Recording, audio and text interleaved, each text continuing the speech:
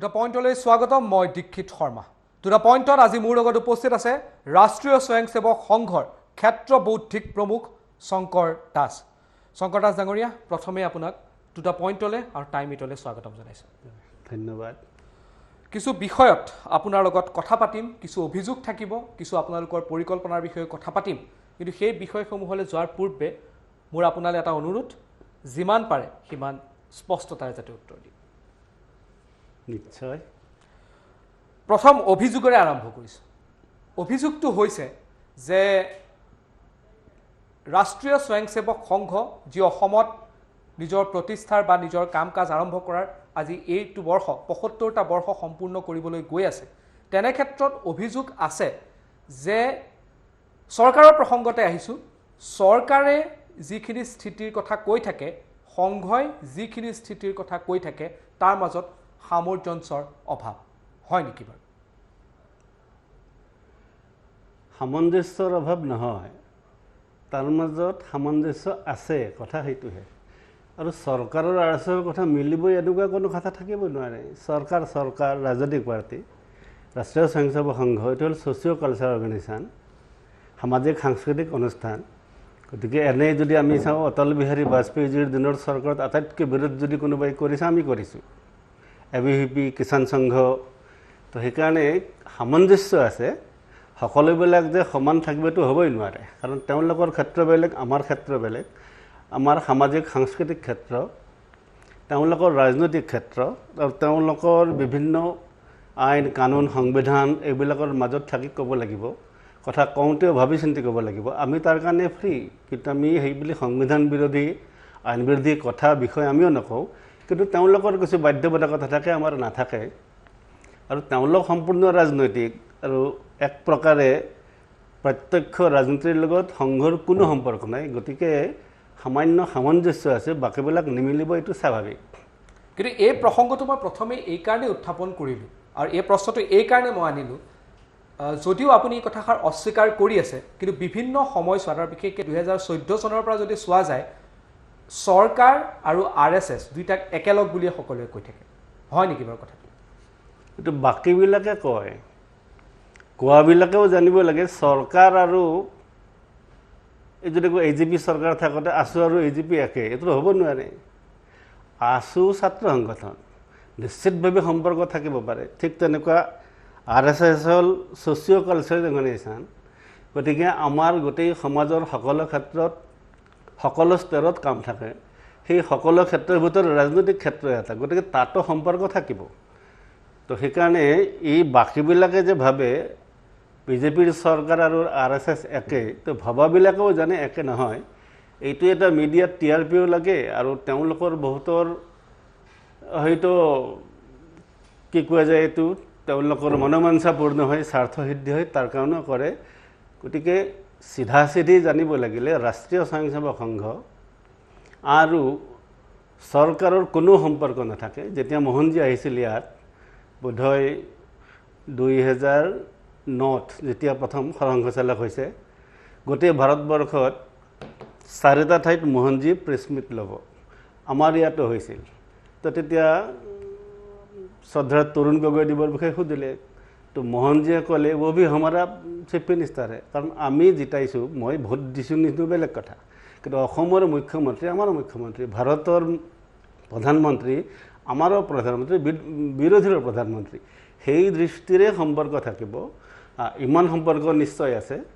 To the point এইকাৰণে কৈছোঁ, ৰাষ্ট্ৰীয় স্বয়ংসেৱক সংঘৰ বহুত স্বয়ংসেৱক আজি BJP শাসিত ৰাজ্য, সকলো ৰাজ্যত কিয় কেন্দ্ৰত প্ৰধানমন্ত্ৰী, ৰাষ্ট্ৰপতি, উপৰাষ্ট্ৰপতি, বিভিন্ন ঠাইৰ ৰাজ্যপাল, বিভিন্ন ঠাইৰ মুখ্যমন্ত্ৰী চব সংঘৰ পৰা অহা। গতিকে স্বাভাৱিক সম্পৰ্ক থাকিব।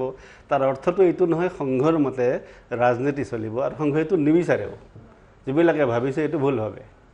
কিয় বাৰম্বাৰ তেতিয়াহ'লে এই অভিযোগটো উত্থাপন হৈ থাকে যে নাগপুৰৰ পৰাই চলে সকলো সিদ্ধান্ত? অভিযোগ যিসকলে কৰে, কিছুমানে কৰে, বাৰম্বাৰ যিসকলে সেই কেইজনমানেই কৰে, সকলো নকৰে। জনাবিলাকে জানে, এই যিবিলাকে নাজানে তেওঁলোকে বাৰম্বাৰ কৰে। তেওঁলোকে যেতিয়া জানিব, তেওঁলোকৰো সেই প্ৰশ্ন নকৰা হ'ব। সংঘৰ হেডকোৱাৰ্টাৰ নাগপুৰ, তো সেইকাৰণে যিহেতু RSSক সংলগ্ন কৰিব গতিকে নাগপুৰৰ নামটো স্বাভাৱিকত আহে সেইকাৰণে নাগপুৰৰ নিৰ্দেশ আৰু এনেই আপোনালোকে চাব যেতিয়া কোনো ৰাস্তা নাই তেতিয়া গৈ নাগপুৰ পায়গৈ আগতে নাযায় মই দেখিছোঁ বিভিন্ন ডিবেটতো দেখিছোঁ বিভিন্নসকলে নেশ্যনেল ডিবেটত দেখিছোঁ অসমতো দেখিছোঁ শেষত গৈ নাগপুৰ পায় যেতিয়া তেওঁলোকৰ কোনো ৰাস্তা নাই কাৰণ সংঘক বদনাম কৰিবৰ কাৰণে সংঘৰ আৰম্ভৰ পৰা এটা চক্ৰ লাগি আছে তাকে অলপ আগতে ওলাইছিল এই যেতিয়া নতুন শিক্ষানীতি অহাৰ পিছত কি যে এটা ভয়ংকৰ পৰিস্থিতি হ'ব পাৰে এতিয়া অনুমান কৰিব পৰা হৈছে কাৰণ ফেব্ৰুৱাৰীলৈ খোলা দিছে যে নতুন কোৰ্স হিষ্ট্ৰীৰ কোৰ্স ডিগ্ৰীৰ UGCয়ে ওপেন কৰি দিছে তাত মতামত দিবৰ কাৰণে গতিকে আৰম্ভ হৈছে তাত আমাৰ যে মতামত থাকিব আমি দিম চৰকাৰে গ্ৰহণ কিমান কৰিব বেলেগ কথা তাৰ অৰ্থটো এইটো নহয় যে আমি দিয়া মতটোৱে নতুন শিক্ষানীতি চৰকাৰে ল'বই লাগিব এনেকুৱাও কোনো কথা নাথাকে আৰু এইবিলাক বিষয় যেতিয়া আহিব তেতিয়া বাৰ নাগপুৰ RSS এইবিলাক আহিয়ে থাকিব আৰু এই প্ৰসংগটো মই এইকেইটা কাৰণে উত্থাপন কৰিছোঁ বা এই প্ৰশ্নটো আপোনাক মই এই কাৰণে সুধিছোঁ আৰু চিধাই মই প্ৰশ্নটো আপোনাক সুধিছোঁ এই কাৰণে অভিযোগ উত্থাপন হয় আৰু যিসকলে অভিযোগ উত্থাপন কৰে তেওঁলোকে আপোনালোকৰ বিৰুদ্ধে অভিযোগটো উত্থাপন কৰি কয় যে ভাৰতৰ সংবিধানে যিখিনি কথা কয় তাৰ পৰিপন্থী RSSে কয় হিন্দুত্বৰ কথা কিন্তু ভাৰতৰ সংবিধানে কয় ধৰ্ম নিৰপেক্ষতাৰ কথা ভাৰতবৰ্ষৰ সংবিধানৰ ৰাষ্ট্ৰীয় স্বয়ংসেৱক সংঘই আজিলৈ এটা শব্দৰো বিৰোধ কৰা নাই আমি সুধিম ধৰ্ম নিৰপেক্ষতা মানে কি এতিয়ালৈ সংবিধানত ধৰ্ম নিৰপেক্ষতাৰ পৰিভাষা নাই সংখ্যালঘুৰ পৰিভাষা নাই মই RSS নহয় এজন সাধাৰণ নাগৰিক হিচাপে এই প্ৰশ্ন কৰাৰ অধিকাৰ আছে নাই কাশ্মীৰত 99% মুছলমান কাশ্মীৰ ভেলীত আৰু তাত সংখ্যালঘু মুছলমান 97% মিজোৰামত খ্ৰীষ্টিয়ান তাত মাইনৰিটি সংখ্যালঘু খ্ৰীষ্টিয়ান নাগালেণ্ডত 87% খ্ৰীষ্টিয়ান আৰু তেওঁলোকে তাত মাইনৰিটি গতিকে আমি প্ৰশ্ন মই নহয় প্ৰত্যেক ভাৰতেই সুধিব লাগে মানে কেৱল RSSে নহয় RSS সংবিধানৰ পৰিপন্থী নহয় RSSৰ পৰিপন্থী নহয় মানে সংবিধানৰ যিখিনি কথা কয় তাৰ বিৰুদ্ধে কয় সংবিধানতো এই শব্দ নাছিল কাৰণ সংবিধানৰ মূল প্ৰতিলিপি চালে তাৰ প্ৰথম পৃষ্ঠাতে ৰাম সীতা লক্ষ্মণৰ ছবি আছে এই বুলি সংবিধানখন কমুনিল নেকি এইটো আনিছে ধৰ্মনিৰপেক্ষ শব্দ আনিছে বোধহয় 42তম সংশোধনীত ইন্দিৰা গান্ধীয়ে ইমাৰ্জেন্সিৰ সময়ত অৰিজিন ইয়াত ধৰ্মনিৰপেক্ষ শব্দ নাছিলে 2 নম্বৰ ভাৰতবৰ্ষৰ সংবিধানত থকা ধৰ্মনিৰপেক্ষতা আৰু সংঘই কোৱা হিন্দুত্বৰ কোনো সামঞ্জস্য নাই সংঘই হিন্দুইজিমৰ কথা নকয় সংঘই কয় হিন্দুনেছৰ কথা কয় হিন্দুত্বৰ কথা কয় হিন্দু কোনো বাদ নহয় ইজিম নহয় সেইকাৰণে সংঘৰ হিন্দুত্বোৎসৱ আহে গতিকে তাত আৰু আমাৰ হিন্দুত্বতকৈ ধৰ্মনিৰপেক্ষ শব্দ যি অৰ্থত ব্যৱহাৰ কৰে হিন্দুত্বতকৈ ধৰ্মনিৰপেক্ষ একো হ'বই নোৱাৰে কিন্তু অভিযোগটো উত্থাপন হৈ থাকে অভিযোগটো বাৰম্বাৰ উত্থাপন হৈ থাকে তাৰ মানে কৰবাত নহয় কৰবাত কিবাটো নিশ্চয় অভিযোগ কৰিবৰ কাৰণে কোনো কাৰণ নালাগে মই আপোনাৰ ওপৰত মই কেছ দিব পাৰোঁ কৰ্মৰ অধিকাৰ আছে গতিকে অভিযোগ উত্থাপন কৰোঁতে কাকো কোনো বাধা দিব নোৱাৰে অভিযোগ উত্থাপনৰ আগতেই কৈছোঁ অভিযোগ উত্থাপন কৰিবৰ তেওঁলোকে কৰে যিবিলাকৰ অন্য কোনো ৰাস্তা নাই যিবিলাকৰ গৈ অন্তিম আমি যেতিয়া কওঁ নহয় ভগৱান কোন যে আমাৰ যেতিয়া যুক্তিৰ শেষ হয় তেতিয়া আমি ভগৱান কওঁ এনে আমি যুক্তি দিওঁ ভগৱান নাই এওঁলোকৰ যেতিয়া যুক্তিৰ শেষ হৈ গৈ তেতিয়া অভিযোগত যায় RSS অমুক RSS বিজেপি RSS নাগপুৰ অন্য কোনো কাৰণ নাই সংঘই আজিলৈ না সংবিধান বিৰোধী দেশ বিৰোধী এনেকুৱা কিবা কাম কৰিছে যাৰ কাৰণে সংঘক প্ৰত্যক্ষ দোষাৰোপ কৰিব পাৰে বৰং সংঘই দেশৰ কাৰণে এতিয়ালৈ স্বাধীনতাৰ পিছত কি 1925 চনৰ পিছত যেতিয়াৰ পৰা সংঘ আৰম্ভ হৈছে যিমান ভুগিছে ৰাষ্ট্ৰৰ হিতাৰ্থে কাম কৰি ইমান কোনেও ভোগা নাই সেইকাৰণে অভিযোগ কৰিব পাৰে কিয় আহি থাকে ইমান অভিযোগটো কিয় আহি থাকে কাৰণ এই অভিযোগবিলাক এটা সংগঠন তাৰ বিৰুদ্ধে এই অভিযোগটো সেই চক্ৰটো আচলতে কোনে সেই চক্ৰতে কৰে কাৰণ আপুনি যেটো কৈছে তাৰ ভিত্তিতে মই প্ৰশ্ন যিবিলাক ৰাষ্ট্ৰ বিৰোধী যিবিলাক হিন্দু বিৰোধী যিবিলাকে আজিলৈ মোগল বুৰঞ্জী পঢ়াইছে ইব্ৰাহিম লোধি আফগানৰ আছিল সেইটোও পঢ়োৱা নাই যিবিলাকে এক পৃষ্ঠাৰ শিৱাজীৰ বিষয়ে পঢ়ুৱায় যিবিলাকে এক পৃষ্ঠাৰ মহাৰাণা প্ৰতাপৰ বিষয়ে পঢ়ুৱায় যিবিলাকে এক পৃষ্ঠা ঝান্সী ৰাণীৰ বিষয়ে পঢ়ুৱায় তেওঁলোক আমাৰ বিৰোধী কাৰণ তেওঁলোক ৰাষ্ট্ৰীয়তাৰ বিৰোধী তেওঁলোক এই ৰাষ্ট্ৰৰ হিতৰ বিপৰীতে কাম কৰা লোক এতিয়াও যিসকলে আজিকালি লিব্ৰাণ্ডু বুলি শব্দ ওলাইছে ইয়াত বেছিভাগ লিব্ৰাণ্ডু এওঁলোকে বিৰোধ কৰে সংঘৰ বিৰোধ প্ৰত্যক্ষ এই যে মানুহে ভাবে RSS মুছলমান বিৰোধী মুছলমানেও প্ৰত্যক্ষ নকৰে ৰাম মন্দিৰৰ বিৰোধী মুছলমানে কৰা নাই গতিকে কোন তেতিয়াহ'লে এই লিব্ৰাণ্ডু যিসকল লিবাৰেল তথাকথিত প্ৰগ্ৰেছিভ তথাকথিত বামপন্থী এওঁলোকৰ নাম সকলো যেন তিষ্টা চিতলৱাৰৰ পৰা আৰম্ভ কৰি কাৰ নাম নাজানে আজি এতিয়া ৰাম মন্দিৰৰ কাগজ দিব লাগে ৰাম মন্দিৰৰ একাউণ্ট হিচাপ কৰিছে তেওঁলোক চব ডিজিটেলত হিচাপ আমিও পইচা দিছোঁ মই যিমান দিছোঁ এইটো মোৰ একাউণ্টৰ তেওঁলোকৰ একাউণ্টৰ পৰা চব ডিজিটেলাইজ আজি তেওঁলোকে হিচাপ বিচাৰিছে যেতিয়া NRPৰ কথা আহিছিল তেতিয়া তিষ্টা চিতলৱাৰে কি কয় যে আমি কাগজ নেদেখুৱাওঁ এতিয়া ৰাম মন্দিৰৰ কাগজ লাগে এইবিলাক বিৰোধী RSSৰ মোৰ অভিযোগ বা এটা প্ৰশ্ন মোৰ প্ৰশ্নটো হ'ল যে আপোনালোকে বাৰম্বাৰ বা বিভিন্ন সময়ত বাৰম্বাৰ শুনা যায় যে কাশ্মীৰ সদৃশ পৰিৱেশ অসমতো হৈছে এই কথাষাৰ বিভিন্ন সময়ত যোৱা যায় আৰু কিছু সময় পূৰ্বে আপুনি কাশ্মীৰৰ পণ্ডিতৰ কথা উল্লেখ কৰিছিল বা কাশ্মীৰৰ পৰিৱেশ উল্লেখ কৰিছে কি ভিত্তিত আপুনি কৈ আছে যে কাশ্মীৰৰ সদৃশ পৰিৱেশ ৰাজ্যত হৈ আছে এই প্ৰশ্নটো কিন্তু সৰ্বত্ৰ উত্থাপন হৈছে সেইকাৰণে মই আপোনাক প্ৰশ্নটো সুধিছোঁ আমি কোৱা নাই হৈছে বুলি কিন্তু কম হোৱা নাই যদি হ'ব কাৰণ কাশ্মীৰৰ পৰা পণ্ডিত উদ্বাস্ত হ'বলগীয়া হৈছে 3 লাখ এতিয়া গাঁও অঞ্চলত যদি আমি যাওঁ এতিয়া একদম গাঁও অঞ্চললৈ যাব নালাগে তো যেতিয়া পণ্ডিতৰ পামত পণ্ডিত নাথাকে যেতিয়া মিৰি গাঁৱত মিৰি মানুহ নাথাকে তেওঁলোক উদ্বাস্ত হ'বলগীয়া হৈছে আৰু বামুণবৰীত বামুণ এজনো নাথাকে এটা স্বাভাৱিক মানুহৰ মনত প্ৰশ্ন অহা কথাটো সেইকাৰণে মানুহে ভাবে এইকাৰণে প্ৰশ্নটাপান হয় যে অসমো কাশ্মীৰৰ নিচিনা হ'ব নেকি তাৰ কাৰণে হয় অইন কাৰণে একো নাই সেইকাৰণে মই কৈছোঁ আজি নহয় এই হাৰত যদি থাকে এতিয়া জনসংখ্যা বিষয়টো আহিছে কোনবিলাকে বিৰোধ কৰিছে কিয় বিৰোধ কৰিছে গতিকে আজি নহয় কাইলৈ কাশ্মীৰৰ নিচিনা নহ'ব বুলি কোনো ক'ব নোৱাৰে তাৰ কাৰণে জনগণ সজাগ হ'বই লাগে ইয়াৰ উপায়টো কি হ'ব পাৰে আপুনি যিটো ক'লে যে কি কৰিব লাগিব যদি হৈ আছে কি কৰিব লাগিব সকলোৰে প্ৰশ্ন ৰাষ্ট্ৰীয় স্বয়ংসেৱক সংঘই তাৰ কাৰণে কাম কৰি আছে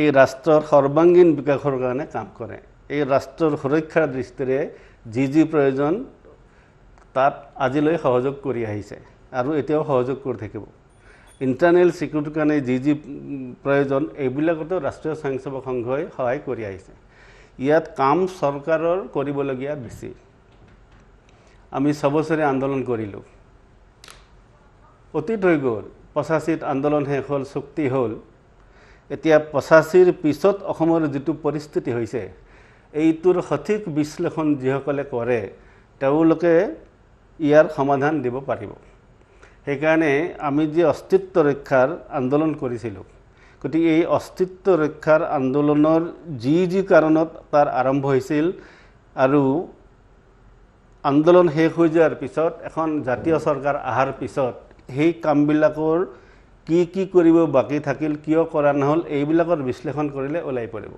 অসম বাচিব লাগিলে চিধা এটা কথা ইয়াত অসমীয়া হিন্দু অনাঅসমীয়া হিন্দু একলগ হৈ থাকিলে অসম বাচিব আৰু অন্য কোনো ৰাস্তা এতিয়া আমাৰ সন্মুখত দেখা নাই সেইটোৱে মূল উপায় বুলি ভাবিছোঁ মূল উপায় মই কেইটামান বিষয় আহিছোঁ যদি আপুনি উত্তৰটো দিয়ে বা নিদিয়ে আপোনাৰ ওপৰত কথা কিন্তু সেই প্ৰশ্নটো উত্থাপন এইকাৰণে হ'ব লাগিব কিন্তু ৰাজনৈতিক প্ৰেক্ষাপটৰ প্ৰশ্ন আৰু এই ৰাজনৈতিক প্ৰেক্ষাপটৰ প্ৰশ্ন বা ৰাজনৈতিক মহল হওক বা দিছপুৰৰ আশে পাশে হওক আৰু সেই ৰাজনৈতিক প্ৰশ্নটো হ'ল যে ৰাজ্যৰ নিৰ্বাচন হ'ল দ্বিতীয়বাৰ বাবে বিজেপি আহিলে মুখ্যমন্ত্ৰী সলনি হ'ল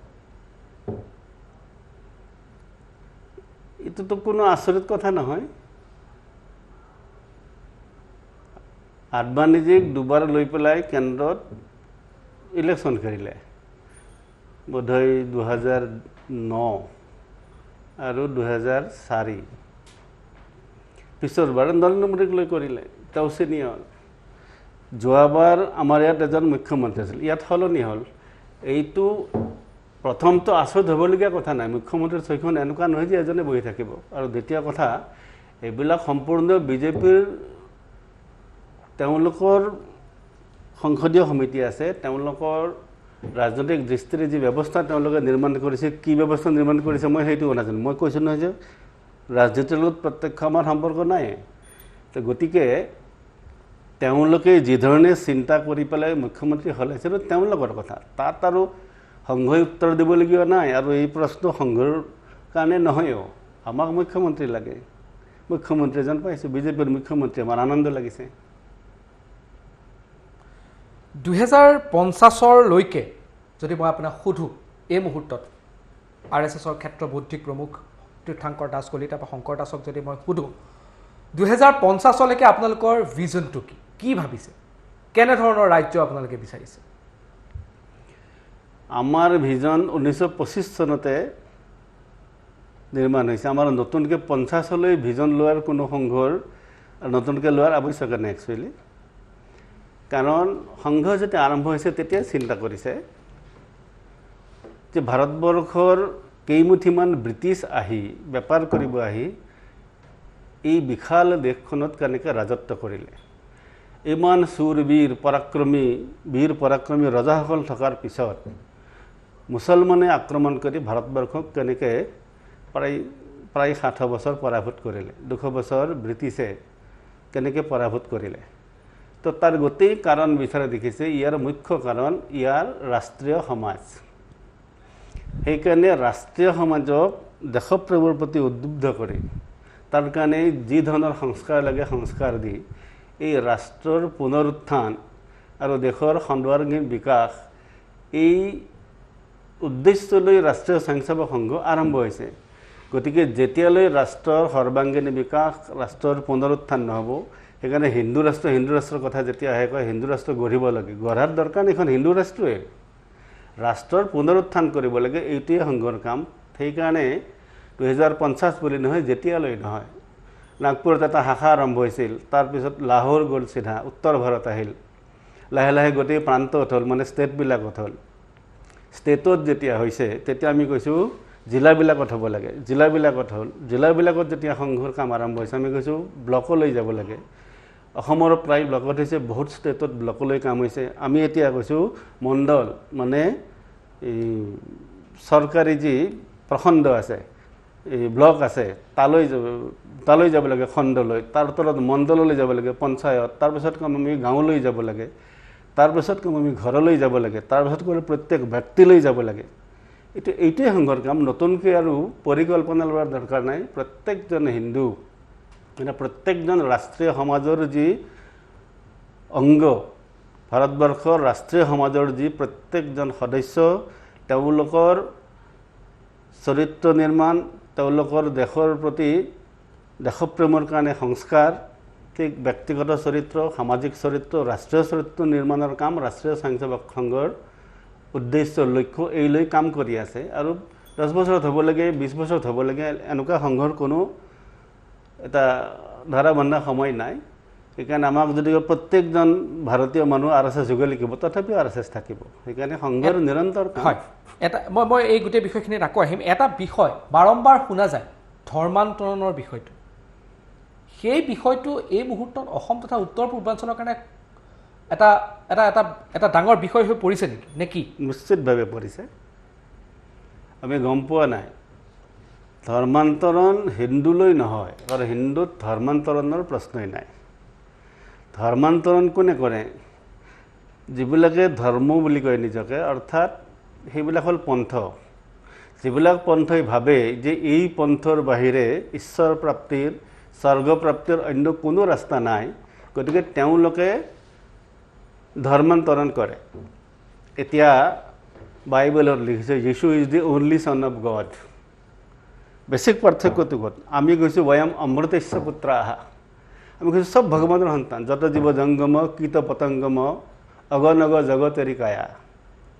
অৰ্থাৎ সৰ্বম খলবিদম ব্ৰহ্ম, সকলোতে ভগৱান আছে। আমাক সেইটো কওঁ। খ্ৰীষ্টিয়ানে কি কয়? একমাত্ৰ সন্তান, ভগৱানৰ সন্তান হ'ল যীশু। এইটো হ'ল বেছিক পাৰ্থক্য। গতিকে সেই বিষয়টো মানিবৰ কাৰণে খ্ৰীষ্টিয়ানসকলে খ্ৰীষ্টান ধৰ্মলৈ পৰিৱৰ্তন কৰিবলগীয়া হয়। ঠিক তেনেকৈ মুছলমানে কৈছে বাকী চব কাফেৰ, যিবিলাক ঈশ্বৰৰ মানে আল্লাহৰ যিসকল বিশ্বাসী মুছলমান মুমিন নহয়, য'ত মুছলমান নাই, এইবিলাক দাৰুল হৰব। গতিকে দাৰুল ইছলাম কৰি তেওঁলোকক বেহেস্তলৈ নিয়া দায়িত্ব তেওঁলোকৰ ধৰ্মীয় কাম। পাপীসকলক পাপৰ পৰা মুক্তি দি স্বৰ্গলৈ নিয়া কাম খ্ৰীষ্টানৰ কাম। এই দৃষ্টিকোণ লৈ তেওঁলোকৰ পন্থাবিলাক চলে কাৰণে ধৰ্মান্তৰণৰ কথা তেওঁলোকলৈ আহে। হিন্দুৰ ক্ষেত্ৰত ধৰ্মান্তকৰণৰ বিষয়টো নাহে, কিন্তু যি ধৰণৰ ধৰ্মান্তৰকৰণ হৈছে, যিবিলাক ভিডিঅ' দেখিছোঁ, হাত দাঙি দিলে আৰু মূৰত হাত বুলাই দিলে বেমাৰ ভাল হৈ গ'ল, এনেকুৱাবিলাক দেখি আপাৰ আছামত ভিডিঅ' দেখিছোঁ কোনোবা অসমীয়া মানুহে ধৰ্মান্তৰণ কৰি আছে। এইটো এটা বিৰাট ষড়যন্ত্ৰ। এইটো কি মানে এতিয়া এই মুহূৰ্তত এই কি ধৰ্মান্তৰণটো এটা খুব জটিল বিষয় হৈ পৰিছে, বিৰাট জটিল বিষয় হৈছে। আমাৰ মানুহে একেবাৰে গুৰুত্ব দিয়া নাই। লোৱাৰ আছামত মুছলমান ধৰ্মলৈ আৰু আপাৰ আছামত খ্ৰীষ্টান ধৰ্মলৈ ধৰ্মান্তৰণ কৰাৰ যিটো প্ৰক্ৰিয়া মনে মনে লাহে লাহে আৰু পৰিকল্পিত ষড়যন্ত্ৰৰ আধাৰত আৰম্ভ হৈছে, এইটো আমি গুৰুত্ব দিয়া নাই। সকলোৱে গুৰুত্ব দিয়া উচিত। এইটো আপোনালোকৰ স্পষ্ট স্থিতি মানে ধৰ্মান্তৰণৰ বিষয়ে? স্পষ্ট ধৰ্মান্তৰণ এতিয়াৰ কথা নহয়, 2005 এতিয়া নেট চালে পোপ আৰু মুছলমান ধৰ্মগুৰু লগে ঠিক কৰিছে গ্ৰীণ বেল্ট, ৰেড বেল্ট এইবিলাক কিনো। পশুপতিৰ পৰা কন্যাকুমাৰীলৈ ৰেড বেল্ট, কমিউনিষ্টে কাম কৰিব তাত। এতিয়া চাওক, গোটেই যিমান কমিউনিষ্ট এতিয়া যি অৱশেষ আছে চব সেই লাইনত আছে। হিমালয়ৰ 10,000 তলৰ পৰা আৰু প্লেইনলৈ, অৰ্থাৎ বাংলাদেশ, পশ্চিমবংগ, বিহাৰ, উত্তৰ প্ৰদেশ লৈ পাকিস্তান হৈ একেবাৰে ইৰাণ ইৰাকলৈ গ্ৰীণ বেল্ট। এইবিলাক পৰিকল্পনা তেওঁলোকৰ 2005। এইটো মই ক'ব নালাগে, এইটো এতিয়াও নেট খুলিলে পাই যাব। এইবিলাক আমি নাচাওঁ, এইকাৰণে আমি সঁচা কথাবিলাক ক'লে, আজি কেইবছৰমান আগতে কৈছে 100 গীৰ্জা কৰিব মাজুলীত। কোনে নাজানে কোন সৰব হৈছে? আমি সৰব হৈছোঁ, কাৰণ মাজুলীত 100 গীৰ্জা হ'ব নোৱাৰে। বাপ্তিষ্ট মিছনত যে আহি খুব মাৰ্চাৰ খেল সকলোৱে সহায় কৰিছে তাত, কিন্তু 100 গীৰ্জা এতিয়ালৈ কৰিব পৰা নাই। এইটো প্লেনিং কৰি আছে। এইটো RSSে ক'বলগীয়া কথা নহয়, এইটো আপোনালোকে ৰাইজক সজাগ কৰা কাম। এই গোটেই বিষয়খিনিত আপুনি ভাবেনে যে চৰকাৰীভাৱে যিখিনি কাম হৈ আছে বা চৰকাৰে যিমান গুৰুত্ব দিব লাগিছিল দিছে বা চৰকাৰীভাৱে গুৰুত্ব হৈছে? চৰকাৰে গুৰুত্ব দিয়াতকৈ ইয়াত সজাগ হ'ব লাগিব জনসাধাৰণ। এতিয়া এই যে ধৰ্মান্তৰণ কৰিলে বলপূৰ্বক কাশ্মীৰৰ পৰা কি শিখ ছোৱালী দুজনী, তেওঁলোকে কি দিছে, কাৰণ ভাৰতবৰ্ষত অধিকাৰ দিছে যে মই ইচ্ছা কৰি ধৰ্ম পৰিৱৰ্তন কৰিব পাৰোঁ। বন্দুকৰ আগত ধৰ্ম পৰিৱৰ্তন কৰে, ষ্টেটমেণ্ট দিয়া মই ইচ্ছা কৰি কৰিছোঁ। মৃত্যু ভয়তো চবৰে আছে, গতিকে তাত চৰকাৰে একো কৰিব নোৱাৰে। তাৰ কাৰণে সজাগ হ'ব লাগিব সমাজ, তাৰ কাৰণে সজাগ হ'ব লাগিব পৰিয়াল। চৰকাৰ চলিব সংবিধান যি নিয়ম কানুন আছে তাৰ আধাৰত। চৰকাৰে প্ৰত্যক্ষ এইবিলাকত কৰা বৰ কঠিন। সমাজ জাগৰণ হ'ব লাগিব আৰু বিশেষকৈ ঘৰবিলাকত সংস্কাৰ লাগিব। এইটোৱে হ'ল ইয়াৰ পৰা বচাৰ উত্তম উপায়। মই অনুষ্ঠানটো খুব বেছি দীঘলীয়া কৰিব নোৱাৰোঁ। মই এটা বা দুটা প্ৰশ্নলৈ আগবঢ়াইছোঁ। শেষৰ মোৰ এই ক্ষেত্ৰত প্ৰশ্নটো হ'ল যে, আৰু এই প্ৰশ্নটো সকলোৰে মনত আহে যে যেতিয়াই বিজেপিৰ চৰকাৰ আহে তেতিয়াই নেতাসকল কিহৰ বাবে RSSৰ ওচৰত পায়? নেতাবিলাক নাযায়, এইবিলাক বাহিৰৰ পৰা লোৱা ধাৰণা। মই কৈছোঁ নহয়, ৰাষ্ট্ৰপতি, উপ ৰাষ্ট্ৰপতি, প্ৰধানমন্ত্ৰী, ৰাজ্যপাল, বিভিন্ন ষ্টেটত মুখ্যমন্ত্ৰী, তাৰ তলৰ বিভিন্ন মন্ত্ৰী যেতিয়া সংঘৰ সংঘৰ অফিচলৈ নাযায়, ক'লৈ যাব? কমিউনিষ্টৰ অফিচলৈ যাবনে? UDFৰ অফিচলৈ যাব নেকি? তেওঁলোক সংঘৰ স্বয়ংসেৱক দায়িত্ব লৈছে, তেওঁলোক RSSৰ অফিচলৈ নাযায়, AIDFৰ অফিচত যাব নেকি? সেইকাৰণে যায়। মই মোৰ ঘৰলৈ যদি নাযাওঁ, তো মই মোৰ ঘৰলৈ নগৈ বেলেগৰ ঘৰলৈ যাম নেকি? সেইকাৰণে যায়। সকলো নাযায়। সকলো নিৰ্দেশৰ অন্তৰালত ক্লিন চিট লাগে বুলি কয়, হয় নেকি? ক্লিন চিট কোনে দিয়ে? মইতো আজিলৈ বুজা নাই। মানে সকলো সিদ্ধান্তৰ অন্তৰালত এটা ক্লিন চিট লাগে, আৰু সেই ক্লিন চিটটো বৰ্তমান যেতিয়ালৈকে নাপায় তেতিয়ালৈকে কাম নহয়, সেনেকৈ ধৰণৰ এটা আছে পাৰচেপশ্যন। না, ক্লিন চিট নহ'লে কাম নহয়তো। মন্ত্ৰী ক্লিন চিট দিব মুখ্যমন্ত্ৰীয়ে।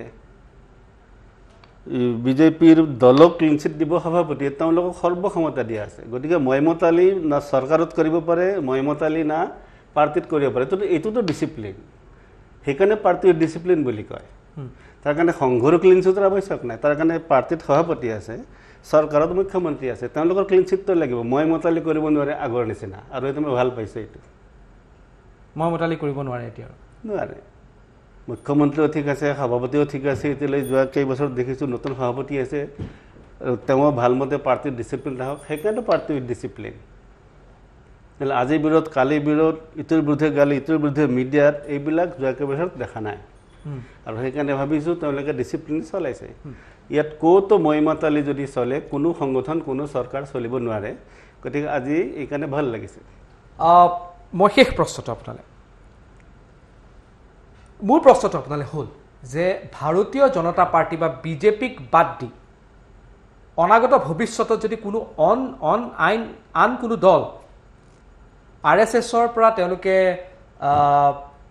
সমৰ্থন বিচাৰে সহায় বিচাৰে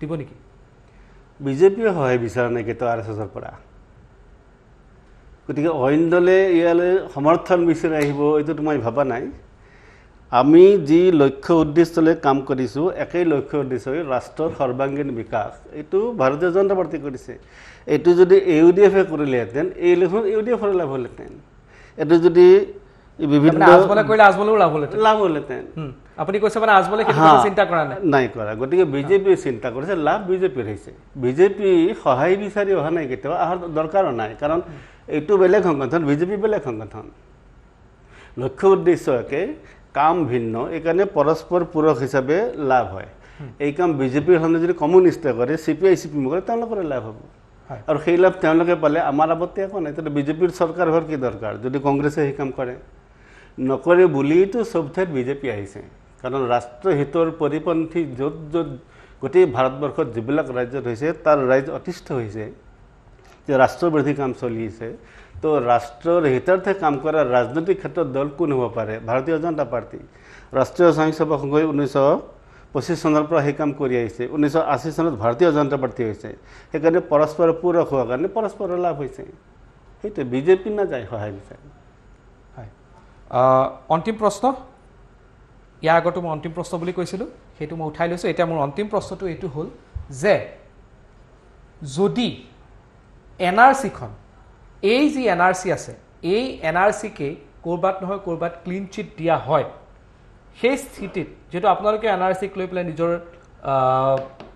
অসন্তুষ্টি ব্যক্ত কৰিছিলে তেতিয়া আপোনালোকৰ স্থিতিটো কি হ'ব তেতিয়া ভয়ংকৰ স্থিতি হ'ব আৰু যি যি আইন সম্পৰ্কীয় পদক্ষেপ হ'ব পাৰে সেই ধৰণৰ আইন সম্পৰ্কীয় পদক্ষেপ ল'বৰ কাৰণে যিসকলে কৰি আছে তেওঁলোকক আমি সহযোগ কৰিম কাৰণ এইখন যিখন NRC হৈছে এইখন IMDTতকৈ ভয়ংকৰ মই 2018ৰ 31 ডিচেম্বৰ তাৰিখে যেতিয়া ফাৰ্ষ্ট ড্ৰাফ্ট আহিছে তেতিয়াই কৈছোঁ যে এইখন IMDTতকৈ ভয়ংকৰ কাৰণ এতিয়াও বহুত FTA ফৰেনাৰ্ছ ট্ৰাইব্যুনেলে বিদেশী ঘোষণা কৰা আনকি হাইকোৰ্টে বিদেশী ঘোষণা কৰা মানুহৰ নামো ইয়াত আছে গতিকে এইখন IMDTতকৈ ভয়ংকৰ তেতিয়াও কৈছিলোঁ এতিয়াও কম আৰু যদি এইখনে হুবহু যদি RGI মানি লয় সেই পৰিস্থিতি হোৱা নাই বিভিন্ন কোৰ্টত বিভিন্ন এপিল হৈ আছে এতিয়াও গতিকে সেইবিলাক হোৱাৰ পিছত ক'ব পৰা যাব সেইখন ক্লিন চিট যে দিব এইখনত এনেকুৱা ভবা নাই